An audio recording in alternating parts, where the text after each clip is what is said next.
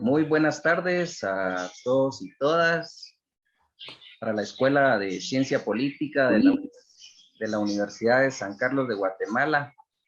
Desde el Instituto de Investigaciones Políticas y Sociales es un gusto y un honor poder realizar el foro sobre migración y discapacidad. Prácticamente de migraciones, te llamo a las 5. Prácticamente es una posibilidad de tener algunos elementos en consideración, prácticamente de un fenómeno que de una u otra manera los estados enfrentan en todo el mundo. Nos vamos a centrar en la región centroamericana, incluso uno de los espacios geográficos con mayores desigualdades e índices de pobreza muy altos. Y esto prácticamente es la mirada y el panorama que hoy tendremos con profesionales que nos acompañan precisamente haciendo estas reflexiones relacionadas a la movilidad humana, de cómo las personas enfrentan toda una situación de tránsito y otros aspectos que iremos dialogando esta tarde. La dinámica tendrá prácticamente 3 ponentes, de los cuales son 15 minutos de intervención de cada uno. Luego haremos el espacio de preguntas y respuestas. Desde ya invito a quienes están conectados en nuestras redes para poder estar al pendiente y aprovechar también a quienes nos regalan esos valiosos minutos de su tiempo y reflexiones y conocimiento y vivencias también frente a lo que es la migración. Hablar entonces de discapacidad y pobreza es un círculo vicioso que se manifiesta constantemente, y eso también es parte de lo que esta tarde se estará dialogando. Para ello también reiterar en la posibilidad de nuestros espacios de información. Hay un boletín que se ha estado circulando precisamente con algunos elementos y algunos matices en cuanto a migración y discapacidad, uno de los aspectos no muy estudiados a fondo, a profundidad, y la Escuela de Ciencia Política se suma fuertemente desde el área de estudios en discapacidad, desde el Instituto de Investigaciones Políticas y Sociales, a realizar este tipo de estudios. Y hoy, como ya es tradicional, nuestro segundo año de debates nacionales, en su número 3, abril 2022, prácticamente empezar nuestra actividad. No sin antes mencionar precisamente lo que decía Nelson Mandela. Él hablaba de la lucha sobre la pobreza, pero que no es un asunto, dice, no es un asunto de caridad, sino de justicia. Con eso me permito empezar precisamente este foro, y para ello invito al doctor Mike Rivera, director de la Escuela de Ciencia Política, para que por favor nos brinde las palabras de bienvenida a este foro. Muchas gracias y muy buenas tardes, maestro Gabriel Escobar, a cada uno y cada una quienes nos encontramos participando de esta importante actividad académica en esta reunión y bajo la modalidad virtual. Efectivamente, en su preámbulo ya lo mencionaba bien el maestro Gabriel Escobar.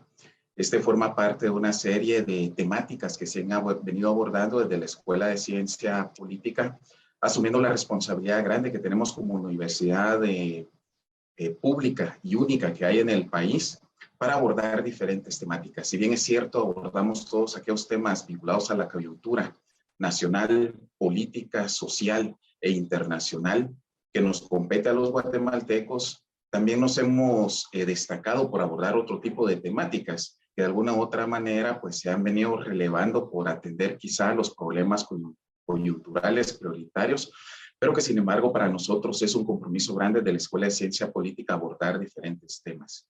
En la tarde de hoy, ya bien lo menciona el maestro Gabriel Escobar, vamos a abordar un tema sumamente importante que tiene que ver con dos elementos, dos criterios que se vinculan para un análisis mucho más amplio, que tiene que ver con el tema de la discapacidad y la migración.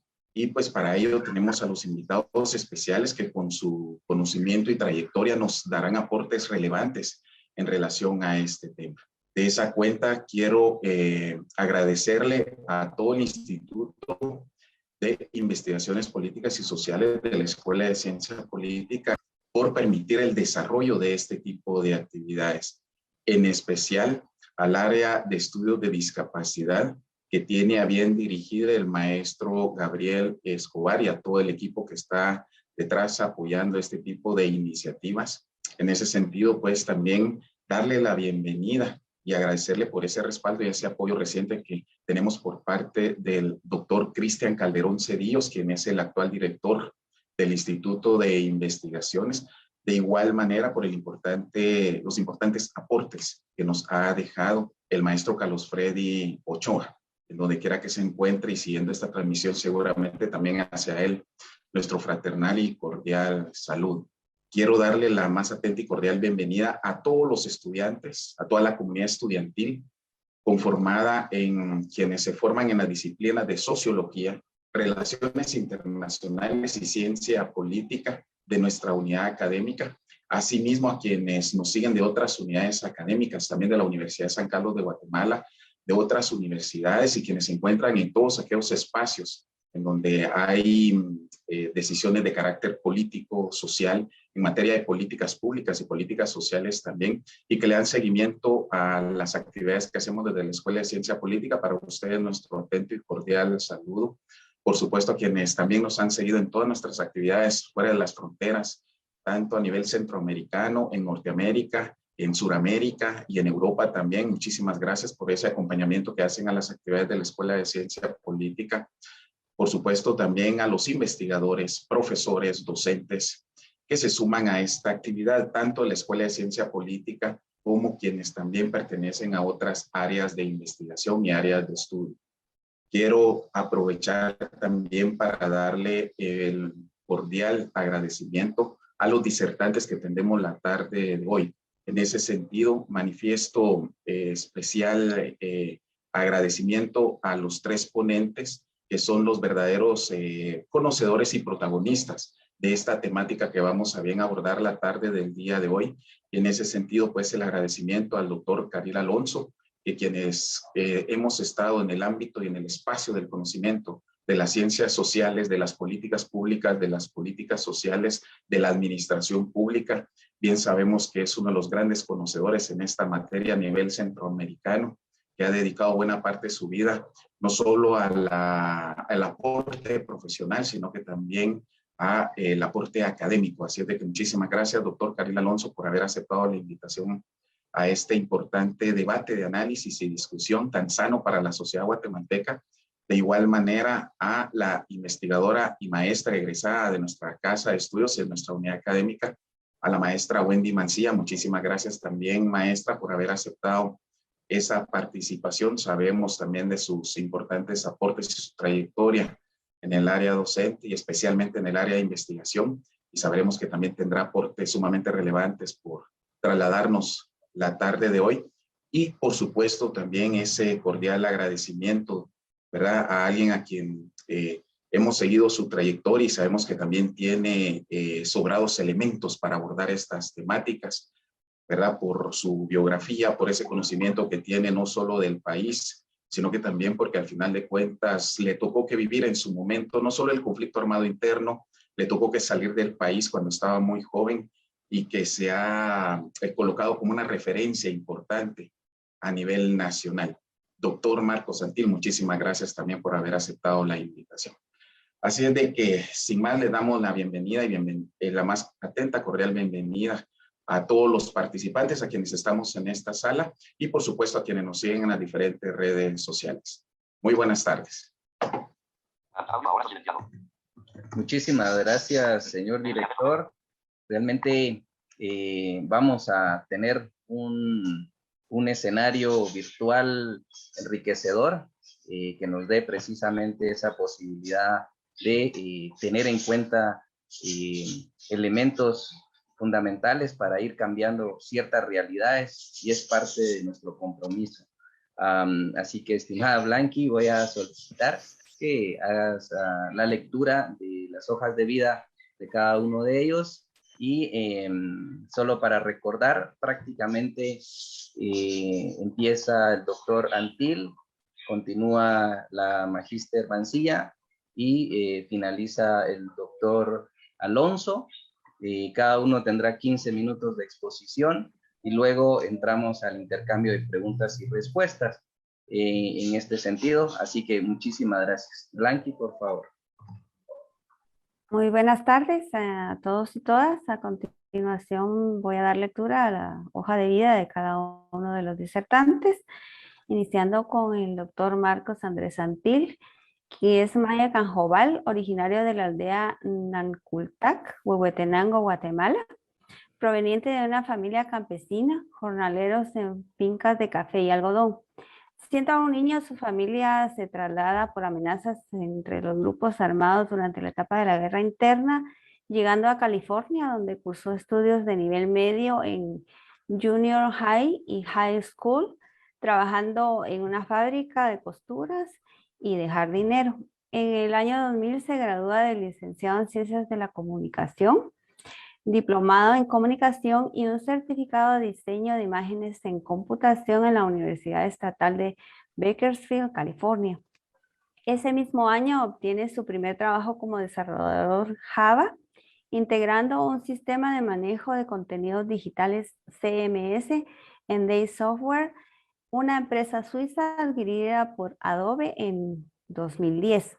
A finales de 2003 funda la empresa Schumack LLC, dedicada al marketing y comercio electrónico, llegando a más de 25 países en todo el mundo. En 2008 decide expandir Schumack a Latinoamérica y abre oficinas en la ciudad de Guatemala. 20 años después regresa a Guatemala para ser una fuente de apoyo para sus compatriotas y toda la región. En 2012, Schumack es galardonado por la empresa global Adobe con el único centro de capacitación autorizado del producto más sobresaliente enfocado en marketing digital en todo el mundo. Ha sido clave para la expansión de las operaciones de Schumack, logrando abrir en 2013 oficinas en Medellín, Colombia y en el Distrito Federal de México. A nivel personal está involucrado con su comunidad, realizando trabajo de servicio social en beneficio de la niñez y la juventud. Es pieza fundamental en la promoción de la educación gratuita para niños y el acceso a servicios que enriquecen el aprendizaje. En 2012, el gobierno de Guatemala lo nombró embajador de la paz gracias a su contribución a la educación y a su inspiradora historia. En 2014 es conferencista invitado de honor en acto de graduación del MBA de INCAE, Costa Rica. Prensa Libre lo reconoce como personaje del año en 2014 por su trayectoria como emprendedor migrante y su labor altruista en el campo educativo en el país.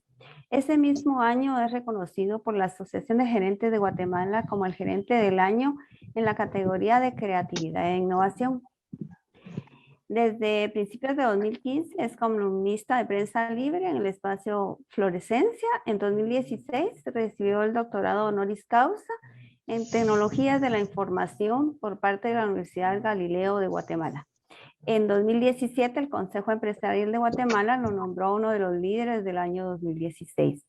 Pepsi, a través de la campaña Guatemorfosis, lo nombró como uno de los agentes de cambio que representaron el país desde el 2017 a la fecha. En diciembre de este mismo año lanza el proyecto Café con Causa, empresa de comercialización de café. Dona el 100% de las ganancias para impulsar la educación en el área rural del país. En 2019 escribe su autobiografía Migrante y en septiembre de 2021 es declarado ciudadano distinguido por la Municipalidad de Huehuetenango.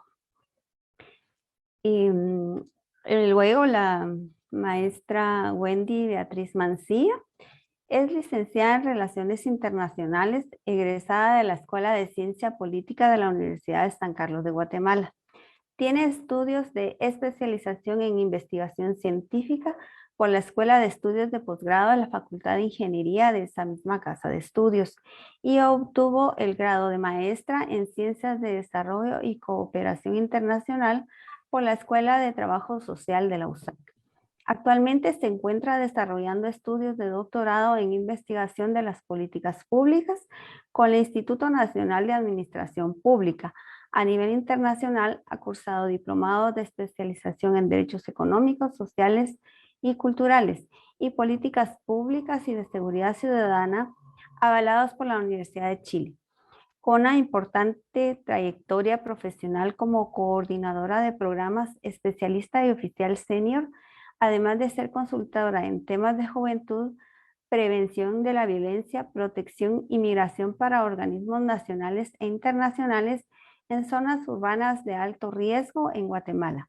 A partir de esta ha sido ponente a nivel nacional e internacional en países como Suiza, España y Panamá.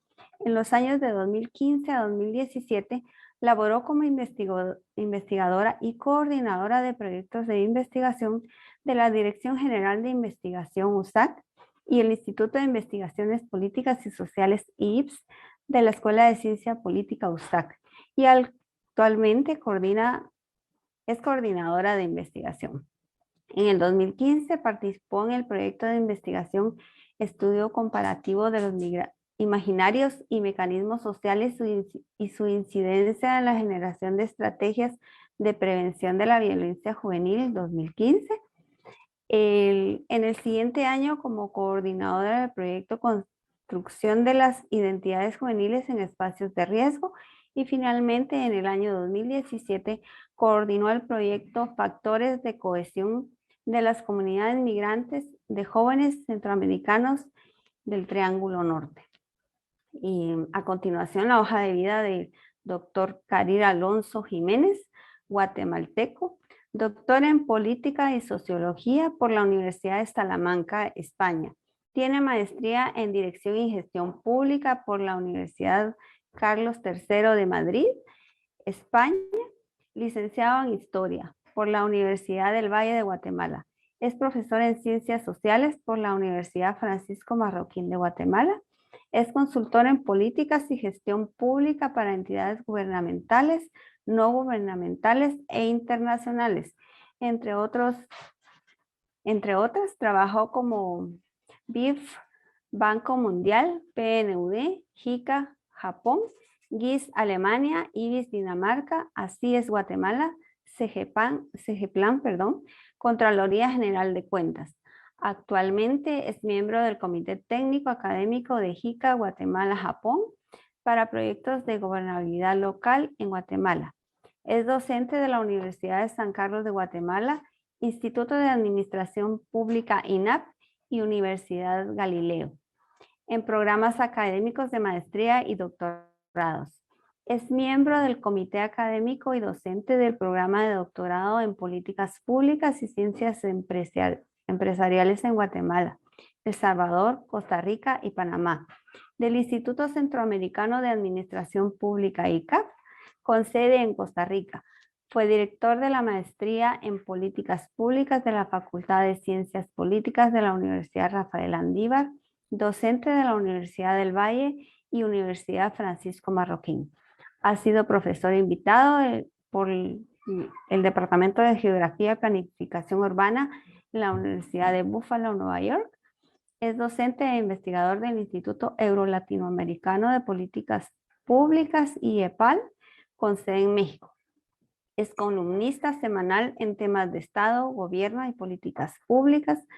Publica artículos y ensayos de políticas públicas en la revista digital del Instituto de Problemas Nacionales de la Universidad de San Carlos de Guatemala.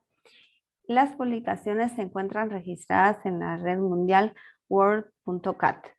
A continuación, dejo en el uso de la palabra al doctor Marcos Santil. Bienvenido, doctor.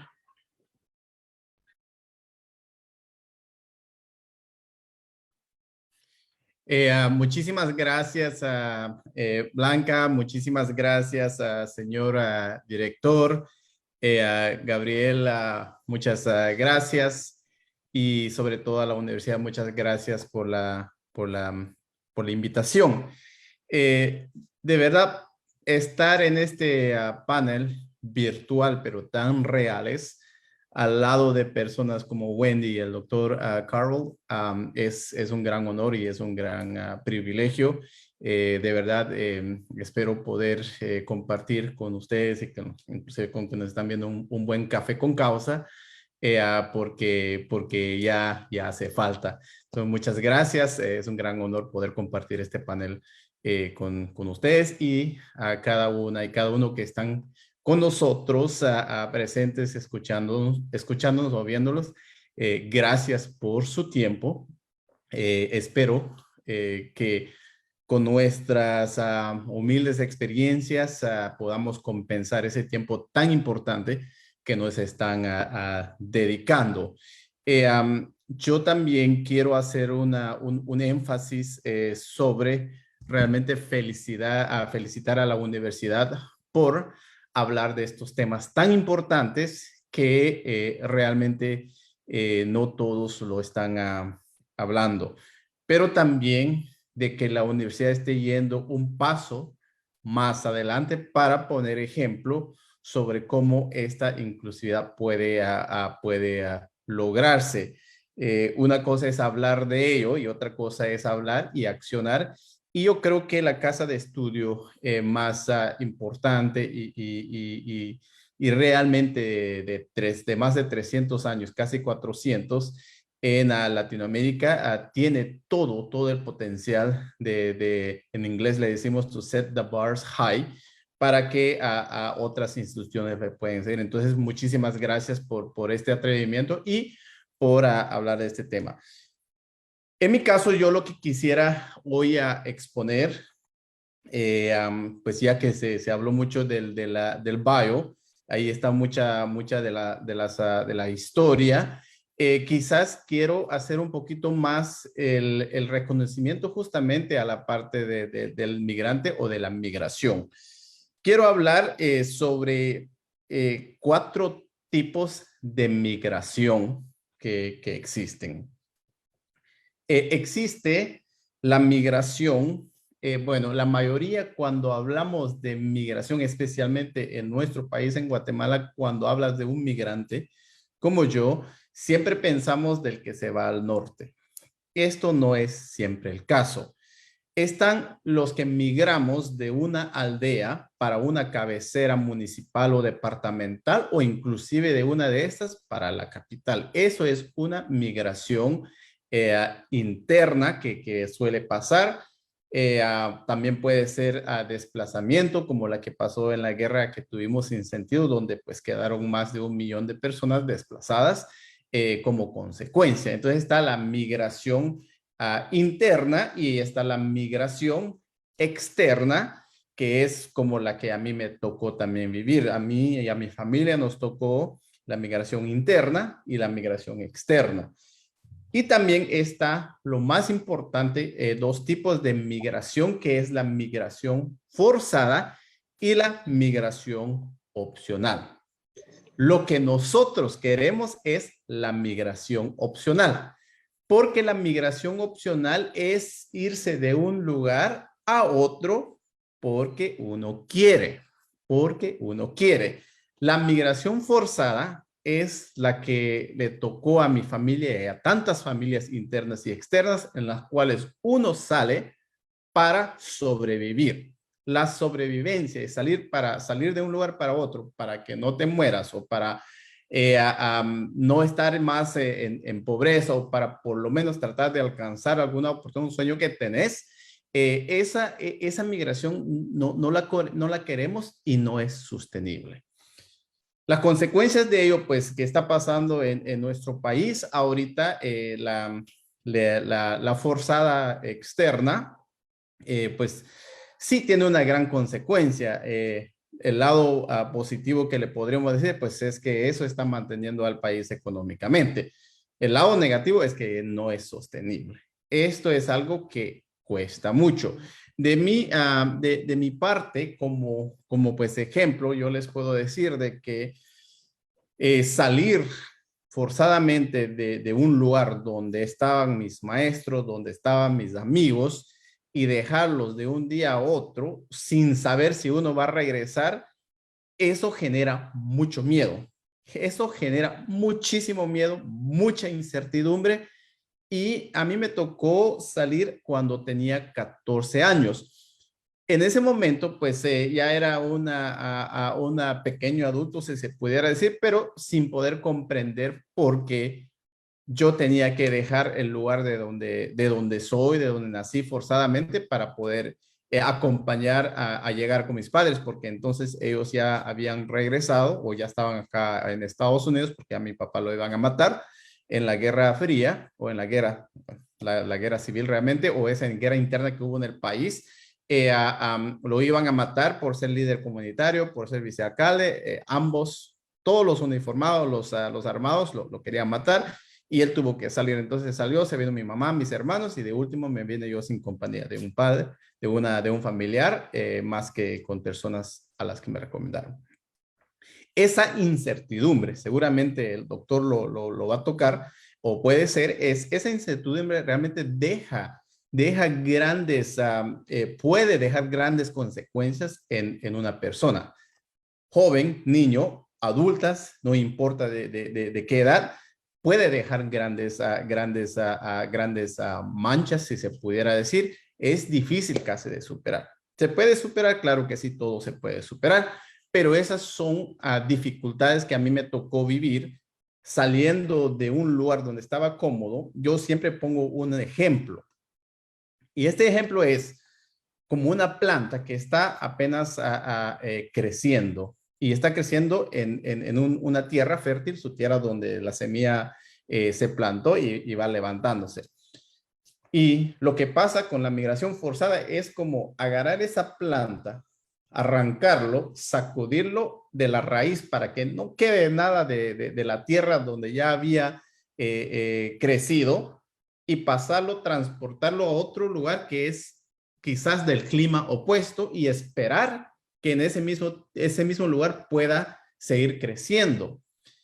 Esos son lo dramático que puede pasar, porque yo venía de una aldea a una de las ciudades más importantes del mundo. Y eso es muy difícil de absorberlo, es muy difícil de comprenderlo, el camino es difícil, eso te puede dejar manchado. Cuando yo pienso en las personas que están con alguna discapacidad, aquí en Estados Unidos le llamamos physically challenged, yo me es difícil comprender si yo sentí todo estos desafíos, dolores al pasar por eso, las personas que lo enfrentan con una discapacidad, es difícil de entenderlo. Yo realmente, yo conozco a algunos y los desafíos son muchísimo más grandes. Eso en Guatemala, donde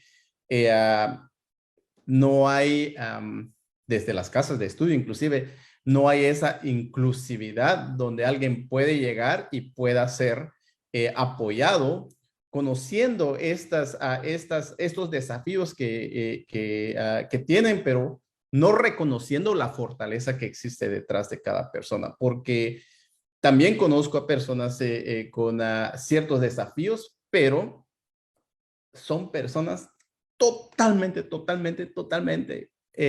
inteligentes, sobresalientes, enfocados, a personas que yo he admirado mucho y que aprendo mucho, muchas lecturas de ello también yo he hecho. Entonces, salir de un entorno de estabilidad, si se puede decir estabilidad, obviamente en mi caso fueron mucho más de eso, fueron pobreza, fue persecución, fue por una guerra, etcétera, pero estaba por lo menos en mi pueblito, estaba ahí con mis amigos, con maestros que eran las grandes personas que han bendecido mi vida.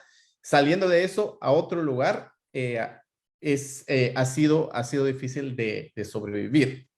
Gracias a Dios yo lo pude hacer, pues tengo el apoyo de mi familia y de buenas personas y de amigos. Y de ahí sale algo que a mí me encanta hacer, que es estas amistades o estos networks que estamos haciendo ahorita como lo estamos en este grupo. Cuando yo estaba platicando aquí de tomar un café con Wendy o con el doctor, I mean it, porque es como cuando se planta una semilla. Esto es como la primera semilla que se va plantando de amistad y ya depende de nosotros de poder ponerle agua a esta amistad, cuidarla hasta que pueda florecer. ¿Florece en qué? Florece en grandes amistades, en grandes proyectos, en grandes proyectos que es en pro de personas. Mejor si pudieran ser a personas con estos desafíos que podamos apoyar. Entonces, este tipo de proceso es lo que yo trato de cultivar siempre y es lo que me ha llevado a donde soy. Los maestros, muchos de ellos son personas que me han inspirado y que realmente quizás no los vea físicamente, pero son personas que viven en mis acciones.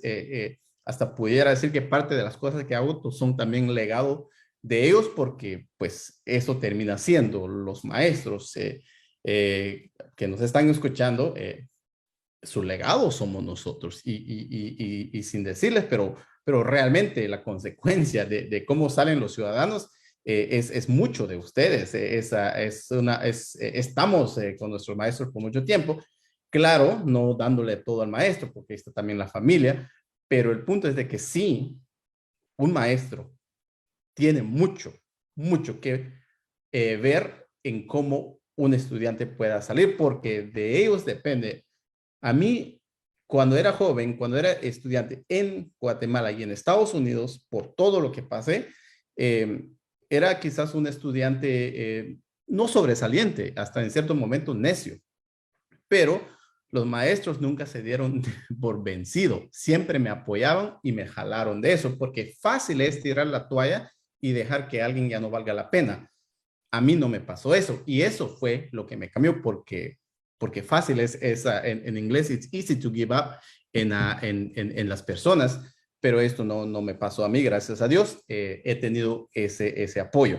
Entonces, este apoyo de lo que ahorita la universidad están haciendo, de abordar estos temas tan importantes, tan delicados, de los más desposeídos, de los que tienen a menos voz, de los más descuidados, y hacer algo al respecto es para quitarse el sombrero, porque esto es importante. Y again, estamos hablando de migración interna, externa, forzada, opcional. Cualquier tipo de migración, este tipo de apoyo es necesario y me encanta que esté saliendo de esta casa de estudios, que en esta casa de estudios se están haciendo cosas que pueden ser ejemplos para los demás. Entonces yo muy agradecido de poder compartir aquí con cada uno de ustedes. Hay muchísimo de qué hablar, es difícil dejarlo en 15 minutos, pero a quienes nos escuchan, quizás el mensaje aparte que quisiera dejar es de que no importa dónde estemos, no importa en qué lugar estemos, no importan los desafíos que hayan, es importante saber que cada uno de esos desafíos tiene un lado positivo o un lado negativo. Cuando las cosas están tan malas, aún como estudiante, si uno toma el lado negativo, las cosas van a empeorar. Cuando las cosas están tan malas y tomas un lado positivo, no hay más que las cosas mejoren. Basado en mi experiencia personal, yo me he dado cuenta de que las cosas sí pueden ser posibles, que todo es posible, yo lo creo mucho, yo lo he visto, todo, absolutamente todo es posible si uno se atreve a soñar, si uno se atreve a tener una visión.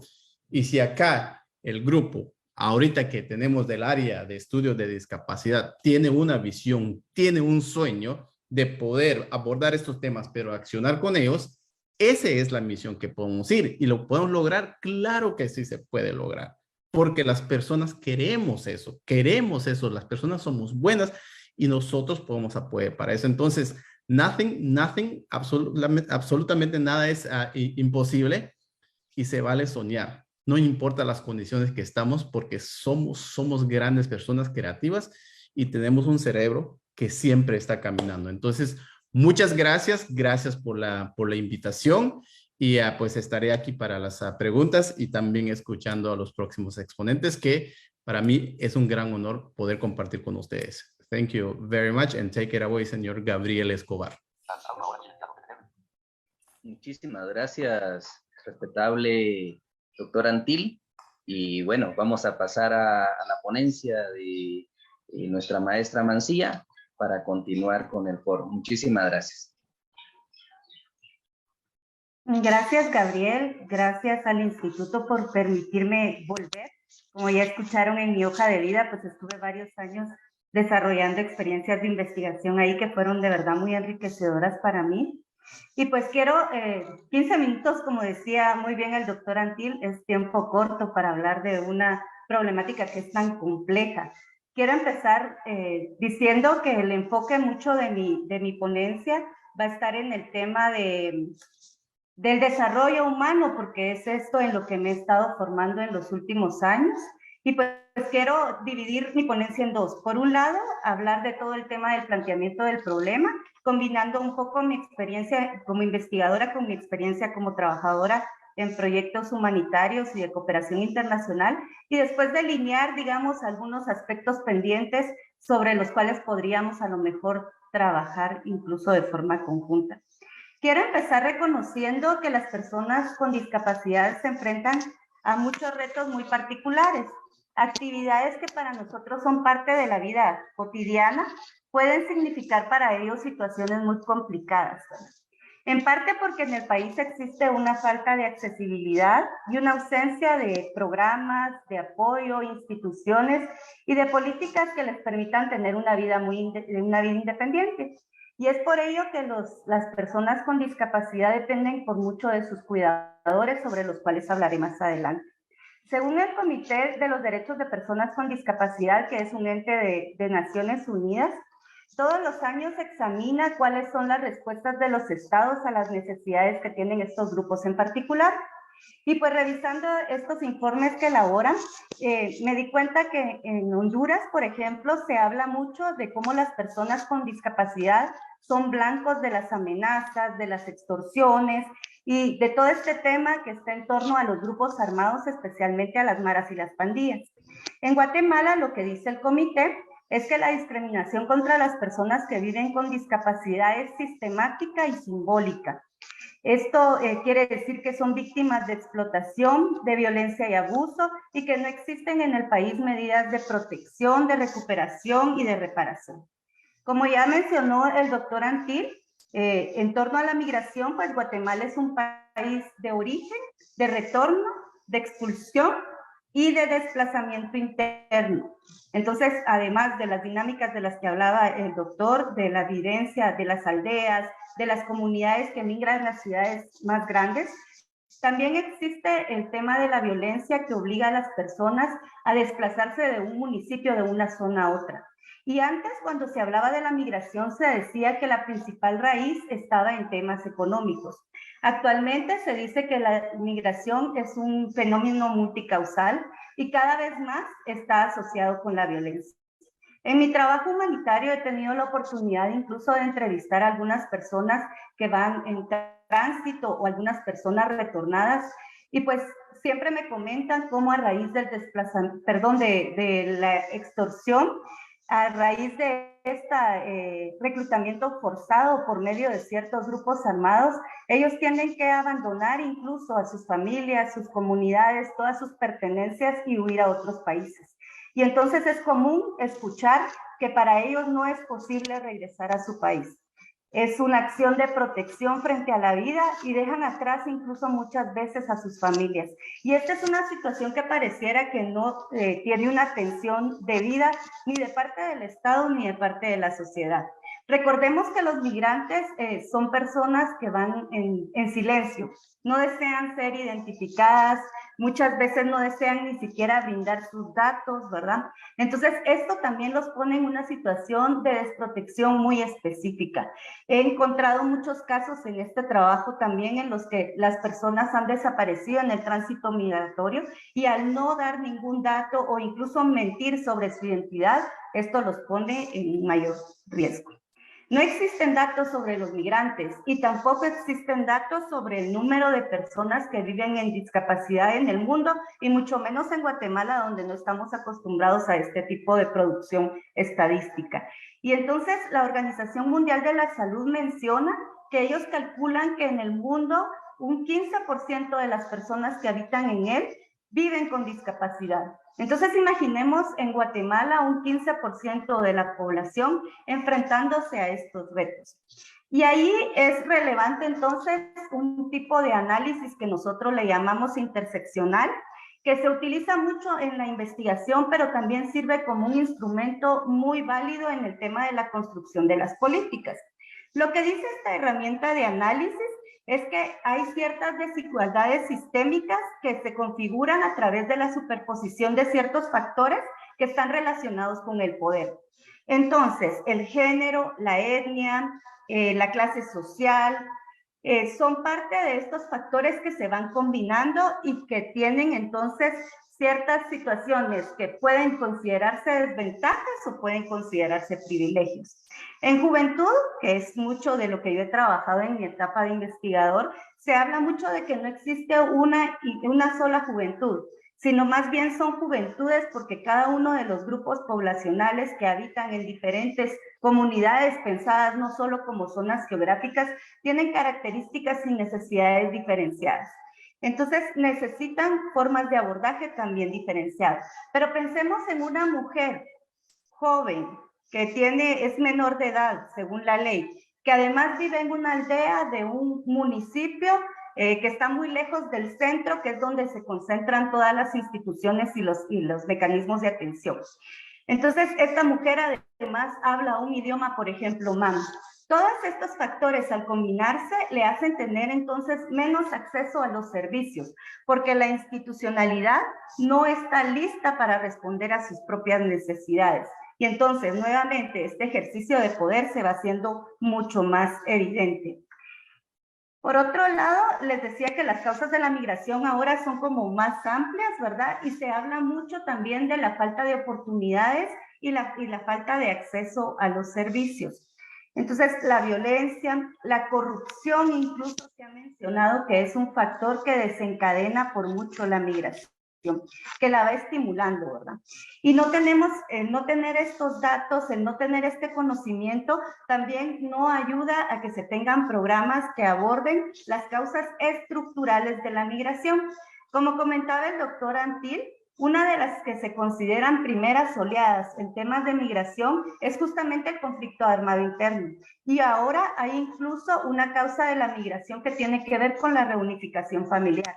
Cómo todas estas personas que pudieron viajar en esa época en la que a lo mejor nuestros padres y nuestros abuelos nos hablan de lo fácil que era llegar a Estados Unidos, cómo todas estas personas ahora pues buscan llevar también a sus hijos, a sus familiares a acercarse.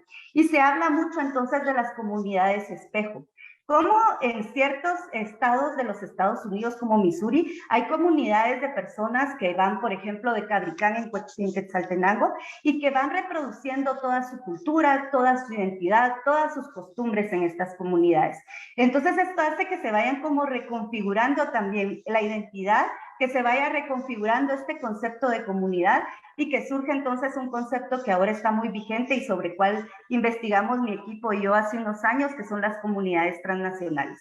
Entonces, tenemos vecinos, tenemos personas que hablan nuestro mismo idioma, que ahora nos ofrecen esa posibilidad de llegar a ciertas comunidades y tener el apoyo para vivir con ellos, pero también para encontrar un empleo. Y ahora sí me voy a centrar un poco más en lo que yo he visto y en mi experiencia en este vínculo entre la migración y la discapacidad. Por un lado está la migración de los cuidadores. Esas personas, los papás, los tíos, los hermanos mayores que tienen la obligación de cuidar de una persona que vive con discapacidad. Hace unas semanas tuve la oportunidad de visitar una comunidad del municipio de Santa Bárbara en Huehuetenango y un funcionario municipal me planteaba con mucha preocupación cómo en esa comunidad existían muchas familias que tenían varios miembros viviendo con discapacidad y cómo no tenían acceso a los servicios. Juntos buscamos un servicio que pudiera atenderles, pero la principal dificultad era que el servicio se encontraba en Quetzaltenango, donde están concentrados muchos de ellos y las instituciones, y que además era un servicio privado que había que pagar una cantidad simbólica, digamos, pero habría que hacer un pago. En comunidades donde tener alimentos para el día ya es un reto, no digamos buscar este tipo de apoyos económicos. Esto hace entonces que los cuidadores se vean obligados muchas veces incluso a entrar en esta dinámica de migración para garantizar los recursos para el sostenimiento y también para la atención. En un segundo caso está todo el tema de las caravanas y la discapacidad. En el año 2018, un investigador que vive de hecho con discapacidad quiso centrar su investigación, valga la redundancia, en registrar cuál era la situación de las personas que viajaban con discapacidad. Para empezar, se encontró con el reto de que no existía un dato. Y cuando él se acercaba a las instituciones y a las organizaciones, le decían que no existía ningún esfuerzo por hacer una búsqueda activa, decimos nosotros, ¿verdad? Es decir, por hablar con ellos, identificarlos y conocer más sus necesidades. Él intentó hacer un ejercicio que le permitió identificar a 12 personas que vivían con diferentes formas de discapacidad que no son las mismas, ¿verdad? Ni se enfrentan a los mismos retos. Y entonces escuchó testimonios de cómo para las personas llegar desde Honduras, por ejemplo, hasta Tijuana, que son más de 3,000 millas, significaba una gran hazaña, ¿verdad? La mayoría de las personas con discapacidad que él pudo entrevistar le dijeron que en este camino encontraron personas solidarias que les apoyaron, a lo mejor por sensibilidad y porque eran de las primeras caravanas que se daban en esta región, y otras que por el contrario lo rechazaban por su situación, ¿verdad? Lo que sí se dieron cuenta es que cada uno enfrentaba diferentes retos. Unos caminaban lento por su condición, otros, por ejemplo, que no podían ver, no tenían acceso a la información escrita que entregan las instituciones, otros que tenían sordera, no escuchaban entonces, y en una ocasión incluso al no parar, una fuerza pública los amenazó con atacarlos, pero ellos pues no tenían esta capacidad de escucha. Incluso las instituciones que están preparadas para apoyarles, como los albergues, no tienen las condiciones ni están preparados. Entonces ellos hablaban de los retos que para ellos implicaba el, por ejemplo, utilizar los servicios sanitarios o el pernoctar en un lugar donde no pues tenían las condiciones. Y por último quiero hablar de la migración como causa de la discapacidad.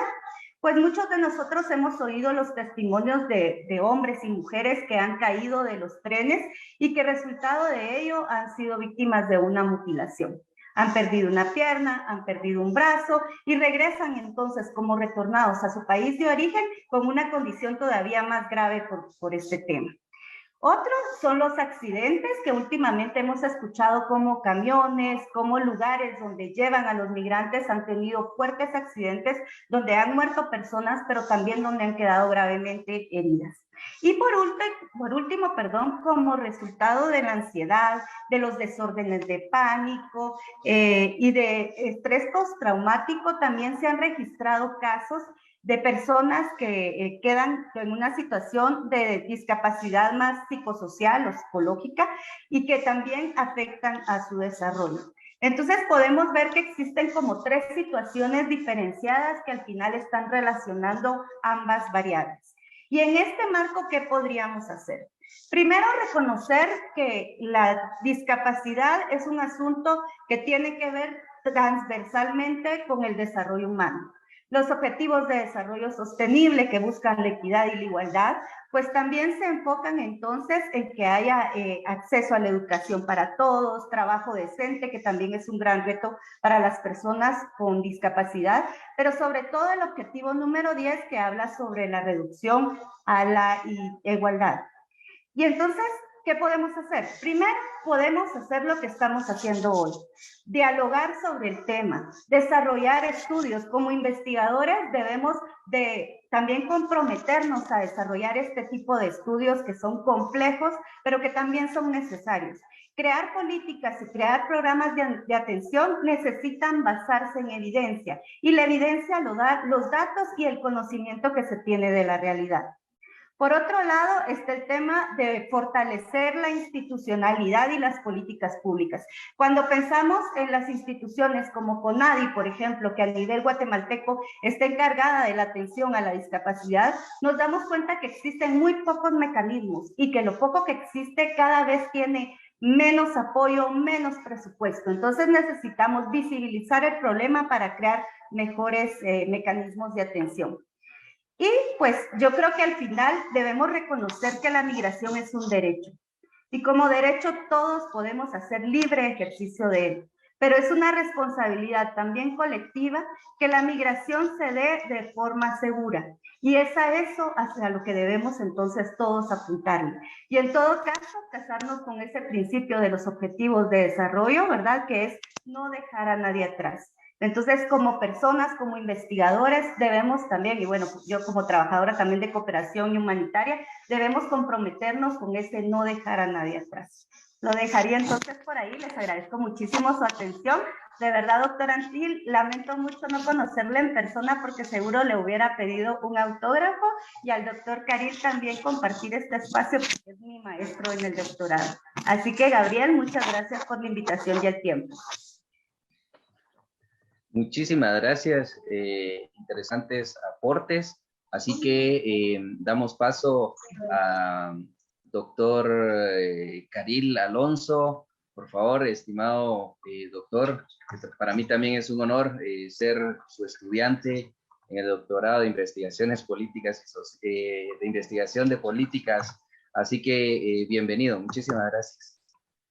Muchas gracias, Gabriel. Quiero, en principio, agradecer al área de estudios que usted dirige desde el Instituto de Investigaciones Políticas y Sociales de la Escuela de Ciencia Política, y particularmente a usted, un doctorando que ha enfrentado la posibilidad de poderse replantear un modelo de vida distinto a partir de esa nueva visión que implica la educación superior en Guatemala.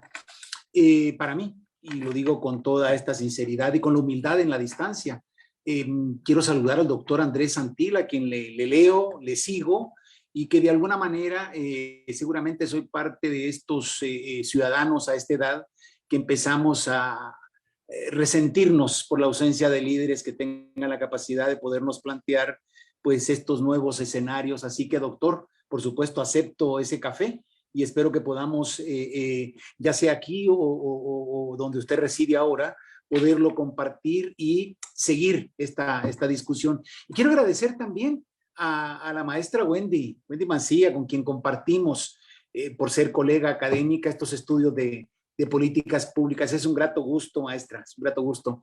Yo quisiera, por favor, decir 4 cosas iniciales antes de poder abordar esto que la tiranía del tiempo, a ver si me lo permite poderlo alcanzar. Lo primero es expresar lo que dijo la maestra Mancilla. La migración es un derecho y de alguna manera tenemos que entenderlo en un contexto histórico que ha fortalecido con capital social, con capital intangible, los países que hoy en día representan esa hegemonía y esa potencia. Los países se han nutrido de talentos, es decir, que han llegado principalmente en los últimos casi 100 años a países que ahora han convertido ese talento que llegó como parte de su capital. La migración es un derecho, pero por supuesto un derecho que deberá consistir ahora en nuevas reglas, en nuevos marcos que permitan de alguna manera que la movilidad a nivel internacional sea vista en la perspectiva de procesos de cooperación entre países. Ya tenemos unas primeras respuestas, son muy débiles, aunque la política, el Instituto de Políticas Públicas de los Estados Unidos nos planteó un nuevo marco en el que no deja de ser optimista, pero con un enorme vacío alrededor del papel que juegan las instituciones públicas. El segundo tema es que hay que empezar a hacer las cosas mejor.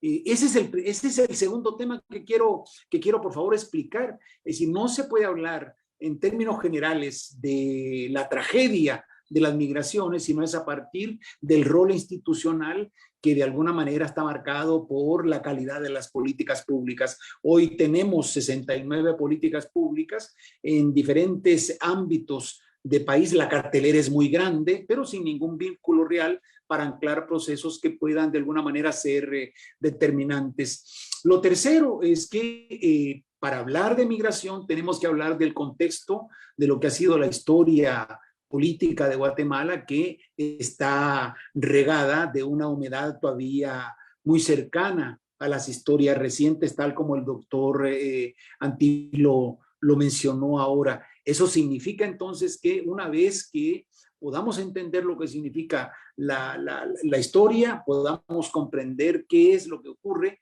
pero podamos de alguna manera dimensionar el futuro.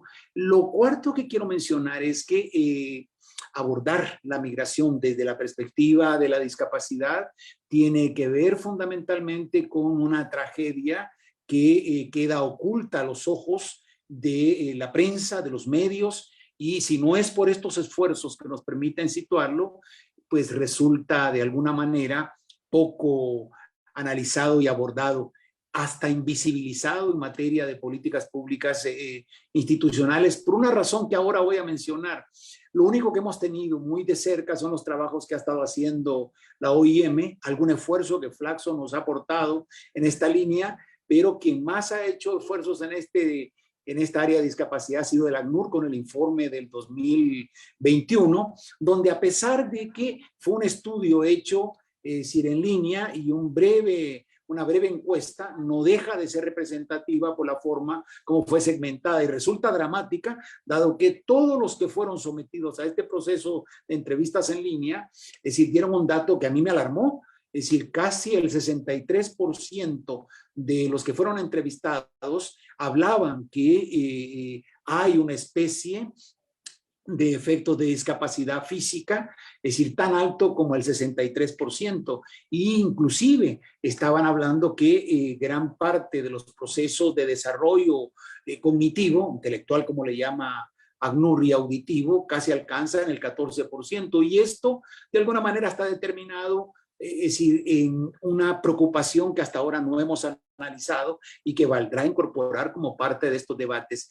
La pregunta en este marco que nosotros nos hacemos es ¿hasta dónde? ¿Hasta dónde y cómo? Es decir, esto de alguna manera termina convirtiéndose realmente en eso que el doctor Antil abordó con estos 4 criterios del tipo de migraciones que hay y que la doctora Mancilla nos reveló fundamentalmente por esa débil institucionalidad en la cual se asientan, es decir, una entidad que tiene una capacidad normativa pero sin incidencia en términos de recuperar un rol más importante en materia de lo que significaría la regulación de la seguridad laboral en Guatemala, que hasta ahora inclusive ni siquiera hay, más allá de una preocupación por la discapacidad, alguna respuesta similar a los niveles que pudiera significar un apoyo y un respaldo en bonos de tipo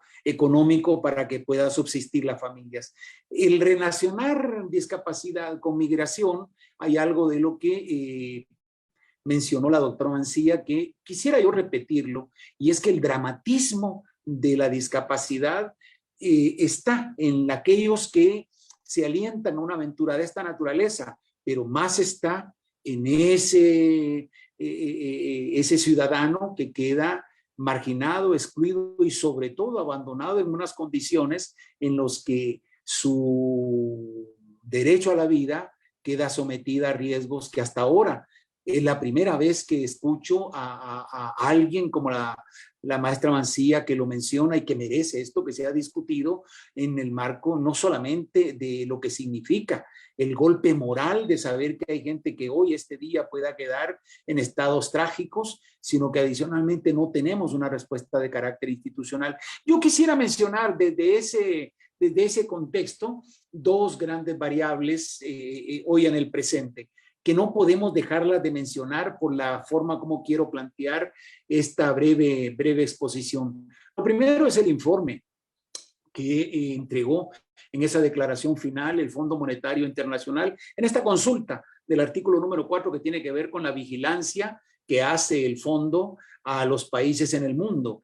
Y en relación al informe de Guatemala, no solamente presenta un escenario optimista, es decir, sobre el crecimiento, sino que no termina de explicar que ese crecimiento, es decir, no está vinculado con las condiciones de la realidad social de Guatemala, pero sí tiene un efecto sobre la base de lo que va a significar las remesas para finales del año 2022, que alcanzan la cifra de 17,000 millones de quetzales. Estoy seguro que nos costaría a todos acá poder escribir este número en un papel. Es tan grande la cifra que representa 136,000 millones de quetzales para fines del año 2022, lo que significa que el diálogo el debate de las migraciones realmente pasa por tres niveles. Un primer nivel tiene que ver con esta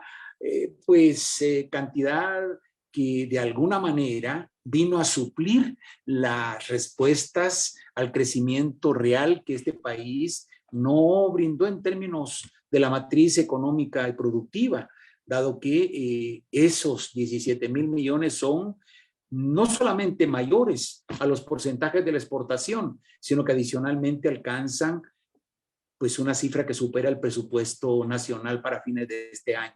La pregunta es, ¿estamos realmente en una discusión que nos permita plantearnos el debate de las migraciones sobre la base del control de la migración irregular? Yo creería que no. En este país no interesa un planteamiento en esa línea, dado que por ahora el país se sostiene en una perspectiva demasiado optimista. Es verdad lo que dijo el doctor Antil, no es sostenible un modelo de economía basados en remesas. Sin embargo, la experiencia demostró desde principios del siglo XX que gran parte de las remesas que sostienen la economía mexicana provenían principalmente de las migraciones que se dieron en todas estas épocas para todo el desarrollo económico productivo del sur de los Estados Unidos. Y aquí hay una duda, dado que los modelos de competitividad con los que nosotros estamos enfrentando, la capacidad de podernos insertar en las economías globales ahora están sometidas principalmente a estas crisis de tipo económico financiero que está produciendo el rompimiento que ha tenido el orden económico internacional a partir del 24 de febrero con la invasión,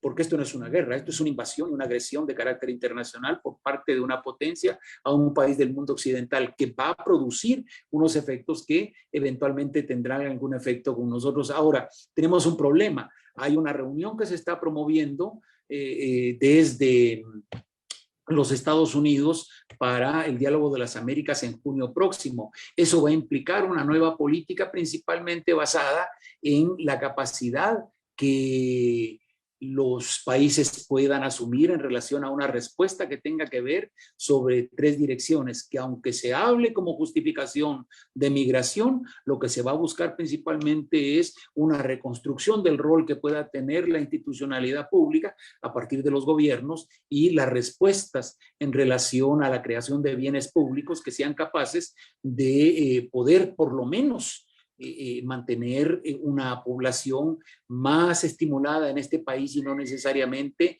en el marco de pues una migración que representa esto que quiero mencionarles ahora. Es decir, la política de los Estados Unidos como parte de la agenda de gobierno del señor Biden está planteando la recuperación de todo el modelo del desarrollo de la infraestructura en los Estados Unidos. Eso implica 6 billones que de alguna manera van a tener un impacto en relación a tres dimensiones. Una, que tendrá que ver principalmente con un atractivo para nuevas migraciones, que sean los que suplan la mano de obra que ahora está saliendo de los mercados laborales de los Estados Unidos. Eso va a generar una discusión que hasta ahora no se ha dimensionado en este país, sino que nosotros seguimos atrapados discutiendo en la terminología de la migración irregular, cuando en realidad hay detrás toda una visión de políticas que tienen que ver justamente en cómo interpretamos los 17,000 millones, por lo menos en los siguientes, en un tramo de los siguientes de 5 a 8 años que se van a mantener, y cómo van a traducirse en procesos que reactiven economías. Por ahora, es decir, tenemos un grave problema. Es decir, el modelo económico que ahora tenemos en Guatemala con una matriz de desarrollo basado principalmente en exacerbación de los recursos naturales y algunas diversificaciones, pero siempre en el campo agrario, no son capaces de incorporar una nueva población de carácter laboral. Por lo tanto, tendremos una crisis latente que va a requerir una visión de políticas en términos más serios, es decir, menos retóricos y menos ilusorios, sino planteándonos lo que efectivamente pudiera suceder. Lo otro es que si se mantienen los niveles de crecimiento en los Estados Unidos, esto de alguna manera va a estimular un mayor interés por parte de la población que no tiene capacidad de ser incorporada a los mercados laborales de Guatemala por dos razones. Una razón es que los modelos educativos, y con el retraso que tuvimos con el COVID en el 2020, 2021 y lo que va del 2022, va a ser muy difícil que logremos incorporar un modelo que pueda recuperar una visión innovadora sobre la base de nuevas tecnologías. Eso es muy difícil. Estoy seguro que el doctor Antil debe tener estudios mucho más objetivos en relación a esta fragilidad que nosotros tendríamos, es decir, para podernos plantear una salida por esa vía. Y lo tercero es que el crecimiento de las remesas realmente nunca fue planteado sobre una base estratégica que permitiera el poder generar nuevas redes de inversión para nuevos propietarios sobre la base de redes de hospitales, es decir, inversiones inmobiliarias, es decir, modelos de producción agropecuaria, sistemas de producción energético, nuevas hidroeléctricas que tuvieran inversiones de los migrantes sobre esos 17,000 millones. No existe, nunca se planteó una salida por ese lado, dado que por ahora todos los fondos de las remesas, de acuerdo a un informe que distribuyó la OIM en el 2020, el 48% de todas las remesas va al consumo, con lo cual se estimula la industria principalmente de los ultraprocesados en este país y se mantienen unos niveles de estímulos de crecimiento sobre la base de ese gasto. Se dice que más o menos el 32% va para pagos de deudas, lo cual tiene una lectura basada principalmente en márgenes de una nueva cartera o de carteras de portafolios de los sistemas financieros guatemaltecos sobre modelos de atracción para el gasto de las familias migrantes en Guatemala sobre las tarjetas de crédito. Y por otro lado, es decir, solo apenas un 20% se está yendo a la construcción de infraestructura a nivel territorial. ¿Qué es lo que se plantea? En principio, yo lo que quisiera es un abordaje en la perspectiva principalmente del papel que pudiera tener el Estado. La tiranía del tiempo no me permite ir más allá, aunque tenía previsto un abordaje distinto, pero por el tiempo quisiera plantearlo sobre la base de dos preguntas y una respuesta. ¿Es posible un nuevo marco para reactivar economías inclusivas desde perspectivas territoriales para generar un papel de mayor sentido de acumulación de las familias? La respuesta es sí. Es decir, sí existe en la medida en que el gobierno como tal pueda replantearse un sistema de inversiones basado principalmente en generar estos modelos de carácter territorial que puedan generar la posibilidad de reemprender en algunas áreas potencialmente capaces de generar ventajas competitivas y comparativas adicionalmente para poder crear en 4 niveles la posibilidad que esta precipitación de inversiones a la par de un programa de bienes públicos como la educación, la salud, como la infraestructura y la seguridad puedan incorporar una base de carácter principalmente técnico que hagan que pueda involucrarse una mano de obra calificada, pero con un detalle que requiere una discusión principalmente con el modelo económico político guatemalteco, que tiene que ver con la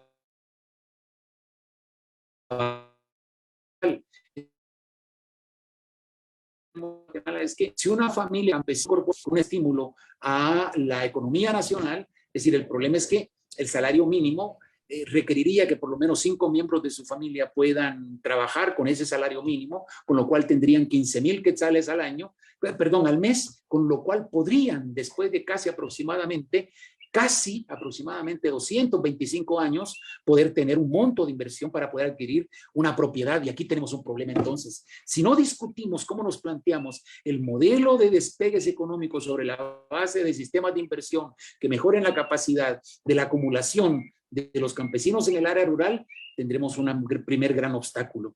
Es decir, si no los incorporamos, es decir, lo que va a ocurrir acá es que lo que estamos estimulando es la huida de guatemaltecos que encuentren principalmente en la migración la sobrevivencia. Esa sería la primera. Es decir, pero para que exista esta posibilidad, es decir, la otra gran pregunta es cómo de alguna manera la inversión pública puede generar una mayor capacidad de inclusión. Bueno, lo primero es revisar el mapa, principalmente el mapa lingüístico de Guatemala, y sobre la base del mapa lingüístico, es decir, hacer un diagnóstico que permite establecer en dónde están las grandes inversiones que pudiera hacer el Estado, dado que las inversiones privadas generalmente son inversiones de acumulación que no incorporan, es decir, la capacidad de un reparto de beneficios para acumular, sino que generalmente lo que incorporan es mano de obra con salarios mínimos que requerirían esos 225 años para poder alcanzar la adquisición de propiedades. Con lo cual, esto es ilusorio. ¿Queremos hacerlo en los siguientes 10 años? La única manera de poderlo plantear es una visión en la cual se puede incorporar un nuevo pacto político desde la perspectiva de los partidos, que son los que deciden en el Congreso la toma de decisiones con decretos que se pueden convertir en políticas públicas. El resto de lo que se pueda discutir a nivel de la academia, a nivel de los grupos de presión, a nivel de algunas discusiones en columnas,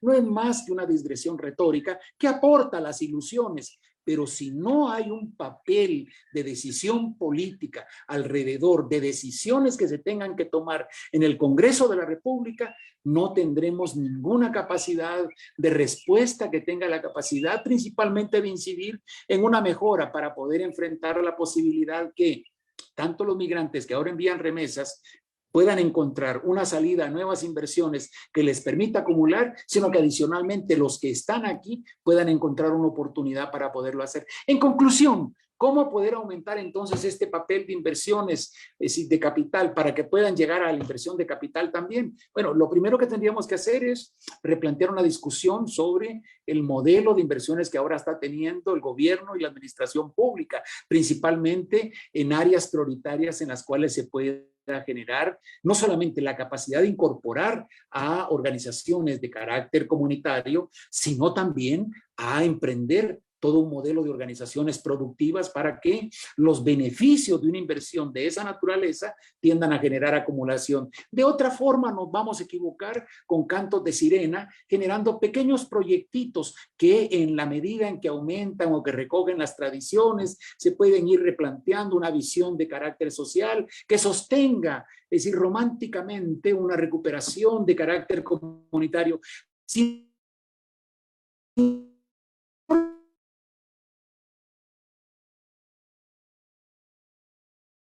en las corrientes que se conocen como inmanentes, que dice que la perfección va a venir con el tiempo. El tema es que ya pasaron 200 años y no sé si vamos a esperar otros 200 años para procesos de transformación de esta naturaleza. Es decir, lo segundo es que necesitamos un sistema de planificación de carácter estatal que nos permita reconstruir una visión con encontrar en aquellos puntos la posibilidad de incorporar a la población para que genere capacidad de acumulación. No podemos seguir pensando en que el salario mínimo va a generar la capacidad del ahorro suficiente para emprender iniciativas propias. Podrán emprenderse acciones de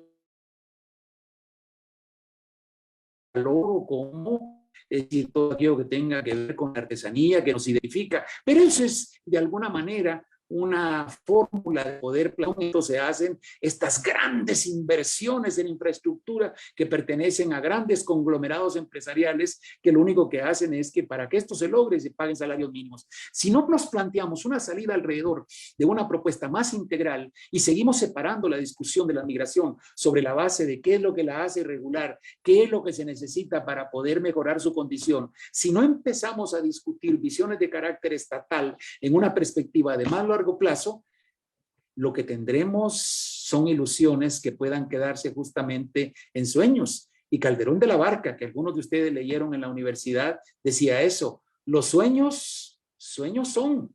Tenemos que tomar decisiones y estas decisiones provienen principalmente de los sectores políticos y de las élites que tendrán que incorporar a una discusión de los sectores sociales, principalmente a la población indígena, principalmente al sector académico, principalmente al sector campesino, para que juntos podamos revisar una visión que nos permita la posibilidad de empezar a ver en el largo plazo una mejora de las condiciones de la población. De otra manera, estaremos encontrándonos en estos foros para revisar datos estadísticos, es decir, para hacer algunas críticas, pero necesitamos que participen los políticos. Yo le pediría al doctor May Rivera, le pediría al maestro Gabriel Escobar, le pediría a la licenciada, a la maestra Mancilla, al doctor Antil, a que tengamos la oportunidad de discutir sobre plataformas que tengan que ver sobre decisiones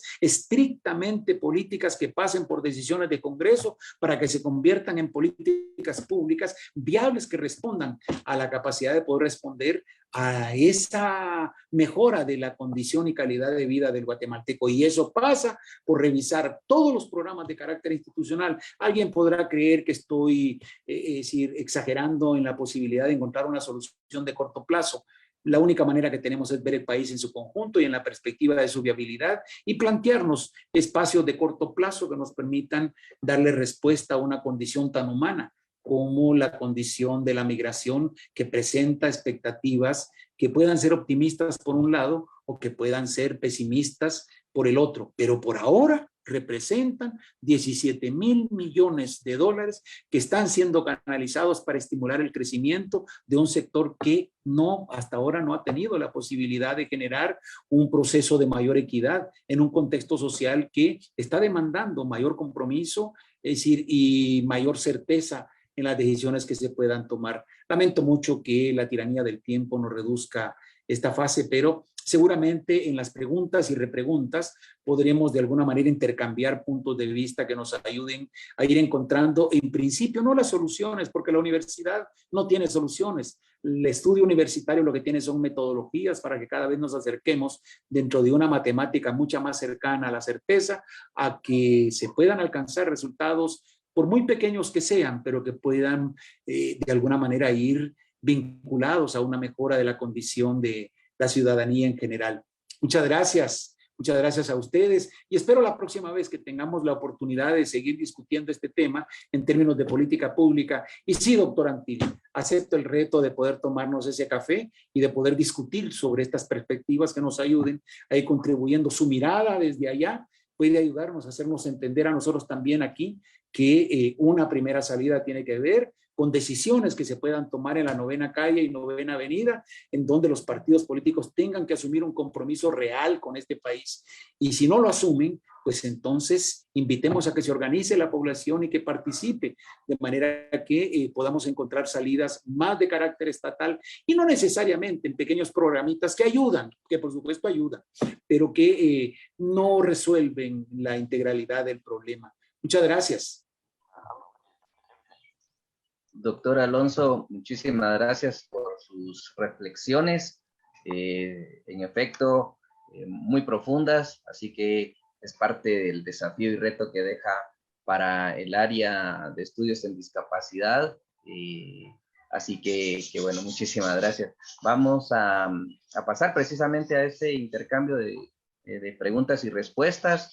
Le voy a solicitar a la licenciada Ragesh, por favor, que me apoye con ello para las preguntas que hayan, si hay preguntas directas y si hay preguntas para las tres personas, solicitaría que fueran en el mismo orden que expusieron para efectivamente escucharles. Y por favor, licenciada Reyes, muy amable. Gracias, muy buenas tardes. Tenemos 2 preguntas para cada ponente. Y empezamos, bueno, va en el orden como ustedes expusieron. Así que para el doctor Antil, ¿cuál es el papel que debe jugar el gobierno de Estados Unidos en materia de migración desde el ángulo internacional? La segunda pregunta, ¿cuáles son los retos que tienen los países centroamericanos en cuanto a la formulación y aplicación de las políticas públicas para migrantes, y a ellos se les suma la situación con discapacidad?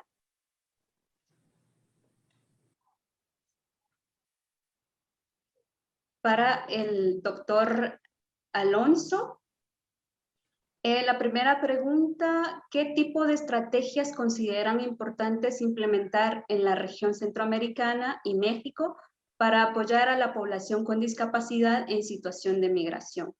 Pregunta 2, ¿cuáles son las acciones puntuales que debe realizar el Estado guatemalteco para atender las problemáticas planteadas? Para la doctora Mancilla, la pregunta 1, ¿cuáles aspectos sobre migración y discapacidad considera prioritarios para investigar? Pregunta 2, ¿cuáles son los principales desafíos para los estados del Triángulo Norte para atender la problemática de la población migrante discapacitada y en específico para la academia de la región? Esas son las preguntas. Gracias. Muchas gracias, licenciada Rosaura. Yo te voy a pedir apoyo con la segunda pregunta, pero déjame a contestar la primera. Creo que, mira, acá Estados Unidos tiene una gran, puede tomar un gran liderazgo. Yo creo que hablamos muchas de la historia que hemos pasado en Guatemala con Estados Unidos desde hace medio siglo, hace un siglo. Y yo creo que esas lecciones se deben hay muchas lecciones que debemos de aprender ambos, Estados Unidos y nosotros en Guatemala, de lo que ha pasado.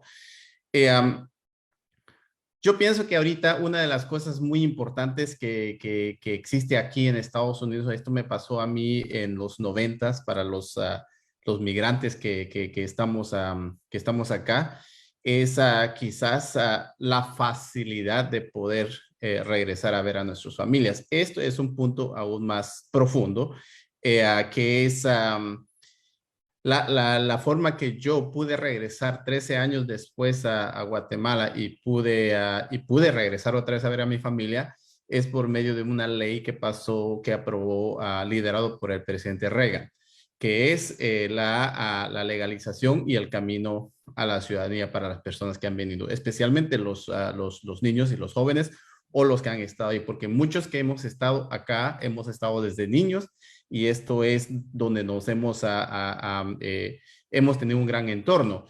En mi caso en particular, esto me hizo muchas cosas. Primeramente, pude regresar, y segundo, pude crear una empresa en Guatemala y crear oportunidades. Entonces, esto hay muchísimo, porque habemos muchos que estamos enviando la remesa, como bien lo decía el doctor, pero la voz que tenemos, la participación, es no nada más de Estados Unidos, obviamente, es también de Guatemala, donde no tenemos esa voz que es a tiempo de tenerlo. Entonces, Estados Unidos, yo creo que hay muchas leyes que pueden hacer, y creo que la ley como para los soñadores, que esto es no nada más para guatemaltecos, es para todos los migrantes. Eso es importante. Y me parece muy interesante lo que también el doctor dijo con respecto a la inversión en la infraestructura que se está haciendo. Eso me llega ahorita pensando lo que a nosotros nos tocó vivir de jornaleros de Santa Eulalia para Escuintla, Petinar, Café y Cardamomo, y después regresábamos a casa. Aquí pudieran haber estos programas para trabajos temporales aún más por justamente esos trabajos, porque la idea de esos es eliminar lo que se llama la migración irregular, y hacerlo de una forma donde puedo ir a trabajar para una temporada y regresar con mi familia. Esas son cosas tan grandes que se pueden hacer, y estos sí están en las manos de Estados Unidos para poder hacerlo. La segunda pregunta, mi estimado, ¿podría por favor repetirlo porque no lo pude retener? Sí, con mucho gusto. ¿Cuáles son los retos que tienen los países centroamericanos en cuanto a la formulación y aplicación de políticas públicas para migrantes, y a ellos se les suma la situación con discapacidad? Yo lo tomaría, muchísimas gracias por repetir, yo lo tomaría a un aspecto más alto. Lo que estaba diciendo el doctor, estoy muy de acuerdo. Yo creo que la política en sí, en nuestros países de Centroamérica, tienen que cambiar. Y tienen que cambiar al punto de que se tiene que hacer de la forma que es poniendo a la ciudadanía al centro de cualquier acción. Eso es lo que transforma a las sociedades. De eso se trata la política. Y en nuestros países, desafortunadamente, yo estaba revisando hace poquito, hay un montón de programas que se hacen en papel, pero al implementarlo, pues no están implementadas. Inclusive, el país, hablando específicamente de Guatemala, Guatemala pudiese funcionar si hubiese voluntad política sin nuevas leyes, porque hay tantos programas, tantas leyes que están muy bien diseñados, pero no están implementados. Entonces, si nada más se utilizara lo que ya existe para implementarlo y poner a la ciudadanía al centro de cualquier acción, eso sí cambiaría. Y eso toca a la migración, a la discapacidad, a la pobreza, a la salud, a la educación y a la generación de trabajo. Entonces, sí, yo creo que eso es, en general, cambiar la forma de hacer política y poner realmente al centro de cualquier acción a las personas. Muchas gracias.